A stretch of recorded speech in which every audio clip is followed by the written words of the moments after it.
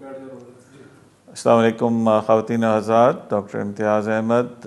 ایک اہم سوال، ایک آبزرویشن کہ خواتین کو اس چیز کے بارے میں ہمیں بتانا بہت ضروری ہے کہ وہ ویٹ لاس ایکسپیکٹ کرتی ہیں فائبرائڈ یا ایڈینومائسس کے ٹریٹمنٹ کے بعد، بالکل صحیح ہے، لیکن اس میں چند گزارشات یہ ہیں کہ ڈیفینیٹلی آپ کی ایپیٹائٹ کم ہوتی ہے، لیکن آپ کی طرف سے ایفرٹس ضرور درکار ہیں جس میں آپ کی پراپر ڈائٹ ہے، ایکسرسائز ہے، سلیپ ہے، اور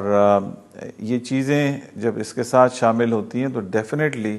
موسٹ ڈیفینیٹلی آپ کا ویٹ لاس ہوتا ہے۔ ویٹ لاس ڈائریکٹلی اس طریقے سے نہیں ہوگا کہ آپ کا فائبرائڈ کا ٹریٹمنٹ ہو گیا ہے اور بغیر